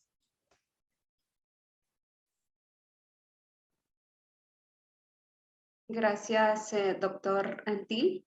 Pasamos con la doctora Mancilla. Gracias. Yo creo que hay que dividir las políticas en dos sentidos. Primero es las políticas de las que hablaba el doctor Alonso y el doctor Antil, de los documentos escritos, que en Guatemala hay muchos, ¿verdad? Que son políticas que no están actualizadas y mucho menos son operativizadas. Y entonces hay algunas personas que dicen que es como un listado de Santa Claus, del ideal de lo que debería ser, de lo que debería de comprometerse el Estado, pero que en todo caso no llega a la realidad. Esa es una línea de política. Pero la otra es la política que el Estado decide no atender, y esa es su política. Entonces, en el tema de la discapacidad y la migración, la política estatal en este triángulo norte es justamente eso: invisibilizarlo, no priorizarlo, no considerarlo dentro de la agenda, y con eso, pues, lo que hacen es, entonces, no crear mecanismos de atención por un lado, pero también creo que mucha de la política también está enfocada en frenar la migración, y para eso se hacen del uso indebido muchas veces de la fuerza. Cuando nosotros escuchamos como trabajadores humanitarios sobre la noticia de una nueva caravana, lo primero que escuchamos es que se está preparando la Policía Nacional Civil y todas las fuerzas del orden público para reprimir. Entonces, mucho de la política está, por un lado, en invisibilizar y no atender, pero la problemática sigue estando ahí y afectando a muchas personas, y lo que causa entonces es incluso malestar ciudadano, ¿verdad? Entonces ese es uno. Y el otro, lo que sí están haciendo es intentando frenar la migración. Pero mientras no se aborden las causas estructurales de la migración, esto va a seguir siendo un éxodo masivo como es hasta ahora. Yo tengo la oportunidad por trabajo de viajar a muchas comunidades de acá del occidente del país, y es que de verdad hay lugares donde solo quedan las mujeres mayores, ¿verdad? Los jóvenes casi que es una obligación la migración, y ahora existe también una visión romántica frente a la migración. Si yo quiero obtener desarrollo, la única forma de vivir mejor, de vestirme mejor, porque además los medios de comunicación me dicen que debo consumir ciertos productos, la única esperanza que tengo es migrar. Y por eso es que hay ciertos grupos que facilitan la migración, que son vendedores de sueños y son verdaderos héroes en esta región. Entonces creo yo que esas son las políticas. Por un lado, las 60 y pico documentos escritos, aprobados en Guatemala, que no están actualizados, que no responden a las necesidades, que muchas veces le escribe un tecnócrata desde el escritorio, pero también está lo que no se quiere hacer y lo que se hace, pero se hace mal. Entonces, digamos que está como esa parte. Ni hablar de todo el tema de la protección internacional, de todo el tema de la protección de los migrantes, que por eso les hablaba de la búsqueda activa, de las necesidades, de los riesgos a los que se exponen entonces los migrantes. Y hay una pregunta sobre el tema de qué aspectos se deberían de investigar. Primero, creo que retomaría el inicio de mi ponencia, donde les hablaba que mientras no tengamos datos, no podemos construir ni políticas ni programas basados en evidencia. Entonces, lo primero que deberíamos de hacer es algo tipo un censo que nos ayude a registrar, ¿verdad? ¿Dónde están estas personas? ¿Cuáles son sus necesidades? ¿Cuáles son incluso su situación y su condición de salud? Conozco algunas iniciativas pequeñas apoyadas por proyectos de cooperación que han hecho pequeños censos, pero que se limitan a pequeños esfuerzos en ciertas comunidades. Entonces ahí es complejo. Incluso aquí en Occidente hay una organización que trabaja también formando personas comunitarias, facilitadores comunitarias para atender el tema de la discapacidad. Y esa podría ser una buena iniciativa, apoyar más este tipo de acciones locales, entrar por lo macro, pero también por lo micro local, ¿verdad? Y capacitar a ciertas personas para facilitarles algún servicio, algún mecanismo de atención. Entonces creo que deberíamos, primero, tener datos, tener números, registrar, hacer un censo. Después, creo que sí deberíamos de hacer cuando hay eventos de migración, una búsqueda activa. Sí deberíamos acercarnos, ¿verdad?, a las personas que van migrando y nuevamente llenar entonces algunos instrumentos que nos ayuden a conocer mejor, digamos, su situación. Creo que otro aspecto que se puede investigar es, digamos, hacer un barrido de las políticas públicas, porque otro tema que también es complejo es que no hay una coordinación intersectorial e interinstitucional. Entonces hay muchas políticas que le mandatan a las instituciones atender, pero que al final no se hace, ¿verdad? Entonces, creo que se podría hacer como un análisis de las políticas para saber cómo tratan el tema de la migración, ¿verdad? Y sobre todo de las entidades que les toca el tema de la protección o el tema de la atención, como el Instituto Guatemalteco de Migración.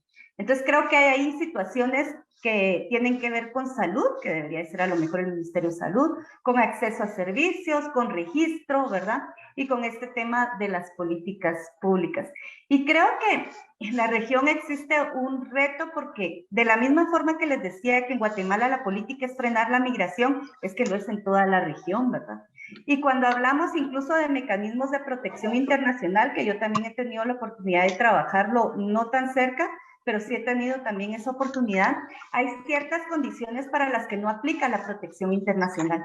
Por ejemplo, si yo soy una persona que tiene algún familiar que tiene un vínculo con algún grupo o con alguna persona, muchas veces ningún país quiere recibirme. Entonces, eso también hace que las políticas de protección internacional también pues sean como mínimas. Y creo que otro tema que deberíamos de investigar y de atender es toda la parte de la salud emocional y psicosocial de las personas migrantes, ¿verdad?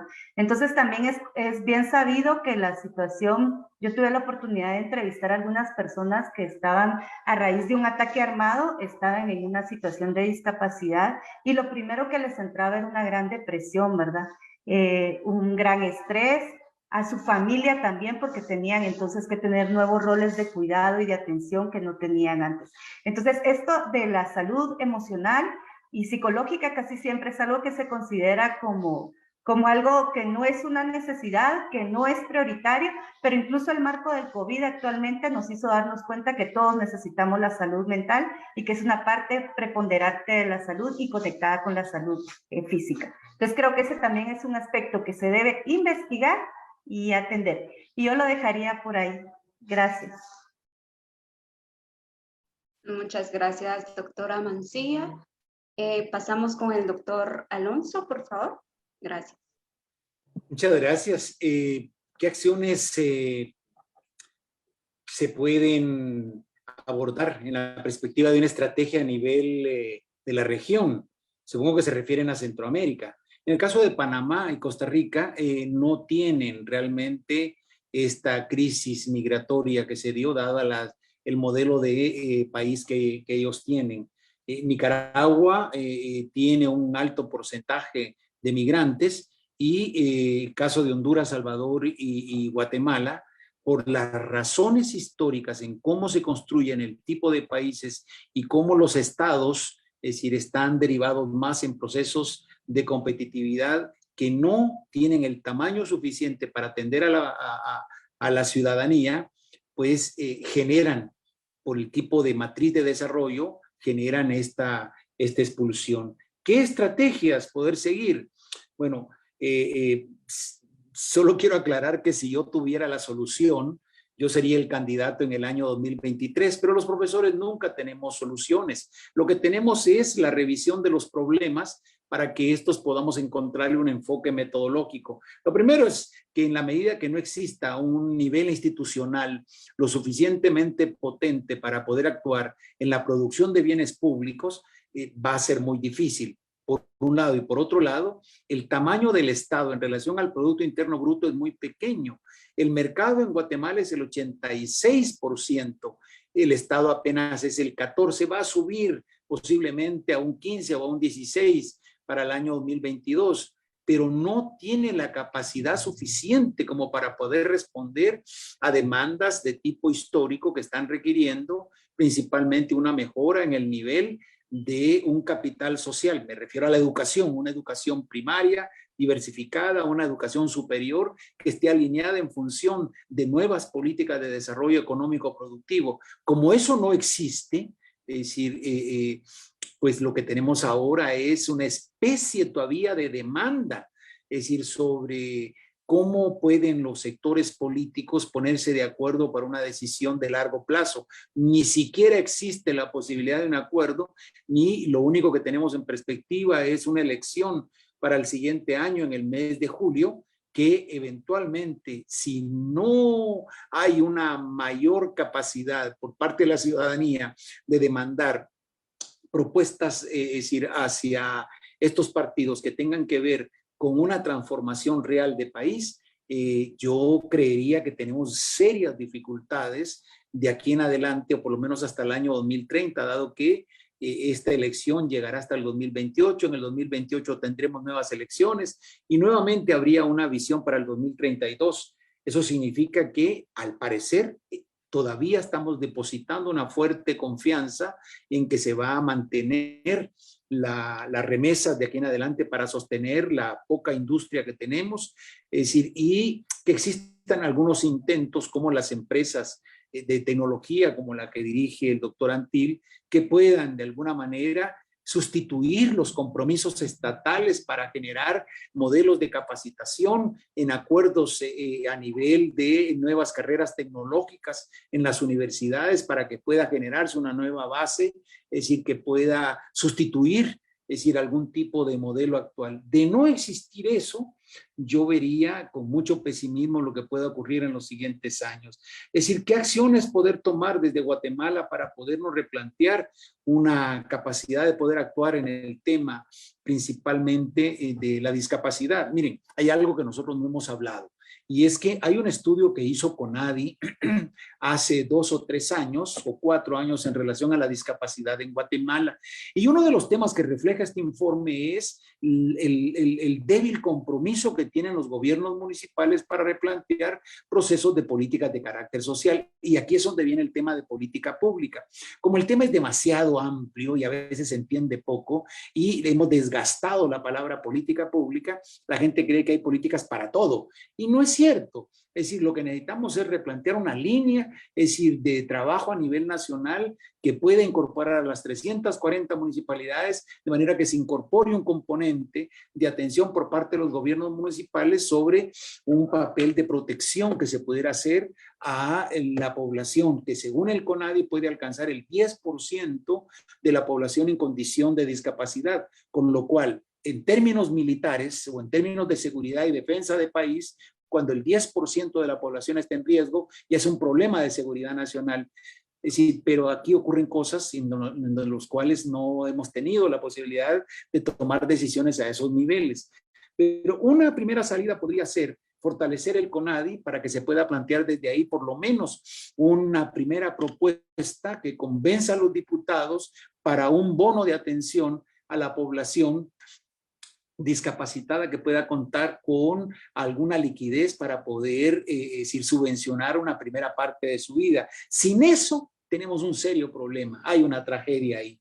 Es decir, el CONADI debería tener un papel muy importante en relación a programas de atención y seguimiento que puedan vincularse principalmente a políticas de carácter nacional, en donde haya una primera aproximación para entender el problema dentro de una dimensión de carácter nacional. Lo segundo es el papel de los gobiernos municipales para generar la posibilidad de un acuerdo que pueda empezar a recuperar tres cosas: su capacidad de inversión en aquellas áreas en las cuales pueda incorporarse población para mejorar su condición. Lo segundo es comprometerse con los temas principalmente de educación, de salud, de infraestructura y principalmente infraestructura productiva a nivel de carácter territorial.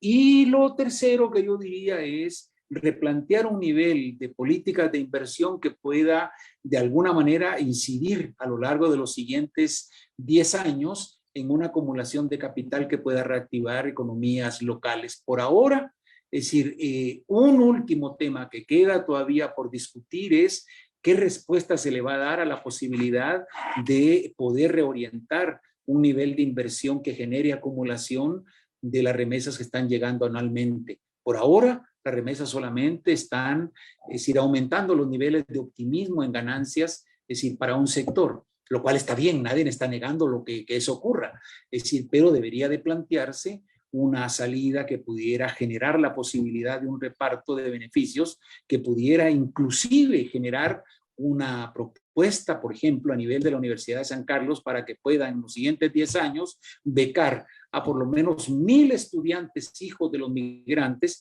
que pudieran, es decir, administrar hospitales, que pudieran administrar cooperativas, es decir, de ahorro y crédito, que pudieran replantearse modelos de ingeniería para la inversión inmobiliaria a nivel territorial, que pudieran replantearse, es decir, modelos de formación sobre inversiones que tengan que ver también con hidroeléctricas que pasen a propiedad de organizaciones de migrantes. Es decir, si tenemos que rediscutir esto, el problema es que esto a la universidad lo único que nos toca es pensarlo y proponerlo, pero quienes realmente deben de plantearse las posibilidades de cambio tiene que ser el gobierno y por otro lado el sector político representado en el Congreso de la República, porque ninguna política pública cobra vigencia si no es por la vía de un decreto que las apruebe para que incorpore presupuestos, programas, cobertura y tiempo. Si seguimos aprobando propuestas por la vía de acuerdos gubernativos, esto no es más que una imagen de carácter más temporal para el gobierno de turno, pero no tiene ninguna posibilidad de anclarse en presupuestos de carácter anual. Mi opinión es que valdría la posibilidad que desde la Universidad de San Carlos se pueda generar una primera posibilidad de análisis sobre el marco de políticas y propuestas mucho más centradas en procesos de carácter territorial. La Universidad de San Carlos tiene 22 sedes, se planteó en el año 2015 el que se estaban aproximadamente invirtiendo a nivel municipal, a nivel de los consejos departamentales de desarrollo, alrededor de 14,000 millones de quetzales. Se le propuso a la rectoría en aquellos años el que se hiciera un acuerdo con las sedes departamentales para apoyar sistemas de planificación a nivel territorial que pudiera implicar la certeza de inversiones que pudieran ser vigiladas, es decir, y que pudieran tener de alguna manera rendición de cuentas. Lamentablemente no lo quisieron aceptar cuando se les propuso, pero existe la propuesta hasta ahí, es decir, se puede compartir con ustedes, al que la necesite y la quiera leer, pero es decir, propuestas en relación a cómo podemos plantear salidas posiblemente hay, pero yo vuelvo a insistir, es decir, después de casi 40 años de estar en este tema, la única salida que había era el convencer a los partidos políticos para replantear una visión de país en la cual se pueda concretar un compromiso por parte del Estado para responder a una salida viable y por otro lado convencer a las élites económicas para poder incorporarse a una visión de país de mediano y de largo plazo. Por ahí lo vería por ahora, en tanto y en cuanto podamos discutir más adelante temas más concretos en esta línea, ¿verdad? Muchas gracias.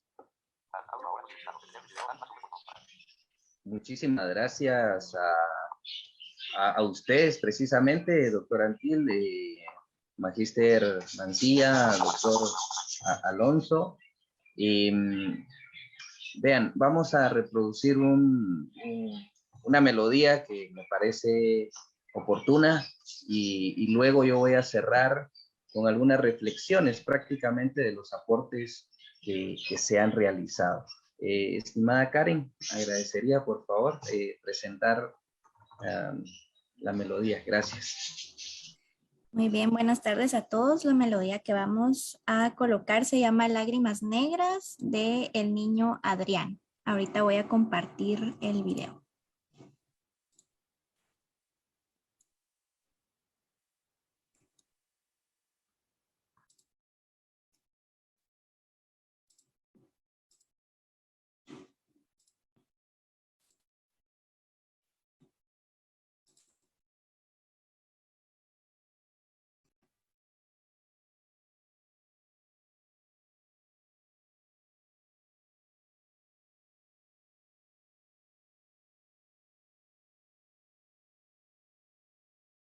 Solo me confirman si se puede escuchar, por favor. No, Karen. No se escucha, Karen.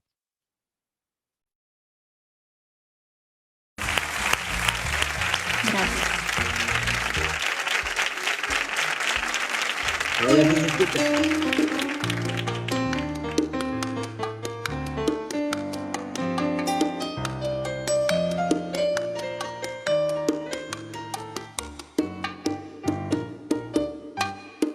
Y aunque tú me estabas en el abandono, y aunque tú has muerto mis ilusiones, en vez de mandarte irte con un chancono, en mi sueño te colmo, en mi sueño te colmo de bendiciones.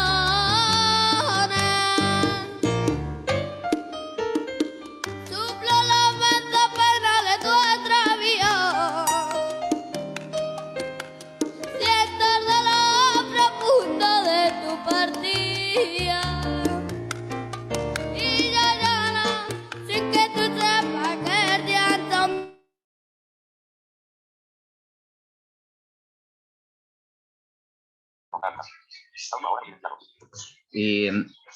Muchísimas gracias. Realmente en función de las conclusiones de este foro, efectivamente,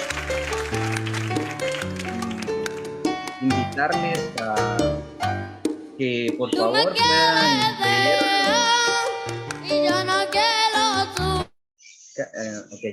Invitarles a que puedan leer en nuestras redes del IPS los boletines que mensualmente se están efectivamente produciendo a raíz de estos debates sanos, debates nacionales que precisamente planteamos a la ciudadanía guatemalteca dentro y fuera de nuestras fronteras.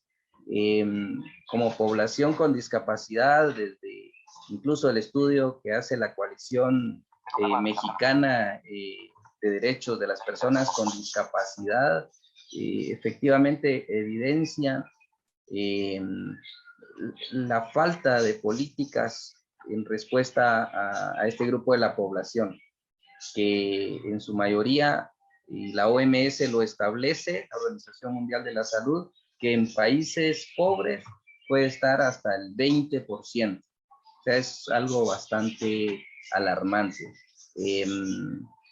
Por lo tanto, impulsar mecanismos y políticas transnacionales que garanticen la inclusión de este grupo de la población es una de ellas.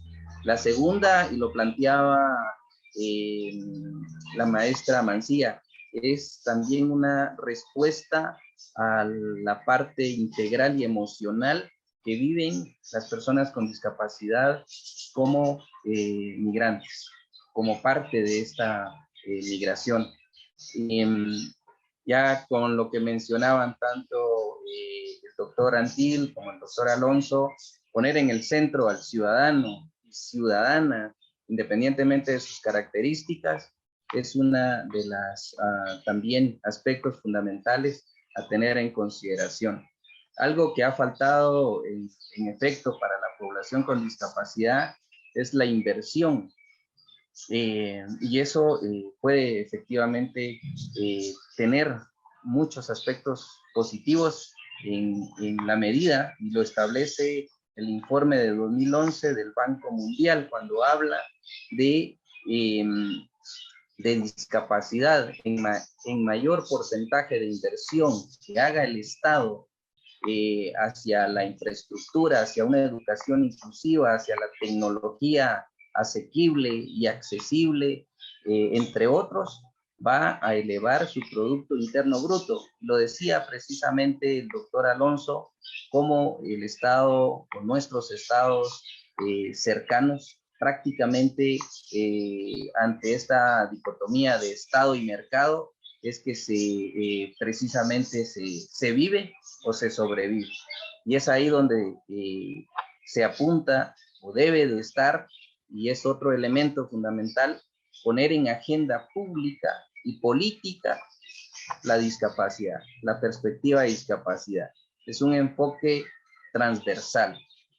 Para el Instituto, entonces, de Investigaciones Políticas y Sociales, para la Escuela de Ciencia Política, para nuestra tricentenaria Universidad de San Carlos de Guatemala, poner esto efectivamente en la agenda pública es fundamental. Agradecer a cada una de las personas que se han involucrado en la organización del mismo, al actual director de nuestro instituto, a quien también reconocemos su esfuerzo y labor, a quien también ha dirigido el doctor Carlos Freddy Ochoa. Sé que se encuentra en Costa Rica, me parece que ahora es un migrante, y Carlos Freddy, hay un saludo, y sé que y con esto tal vez iría cerrando, y es precisamente la migración opcional que mencionaba el doctor Antil, que si lo hacemos prácticamente viene a mi memoria la frase de Dalai Lama, y dice: la felicidad no es algo que viene hecho, proviene de tus propias acciones. Me parece que con eso estaríamos cerrando este foro, el cual pueden accesar y verlo en Facebook nuevamente. Agradezco infinitamente al director de la Escuela de Ciencia Política, que se ha sumado con todo ese esfuerzo a darle precisamente la visibilización, la importancia a la discapacidad en nuestro país, en nuestra casa de estudios. Muchísimas gracias para todos y todas. Que pasen feliz tarde.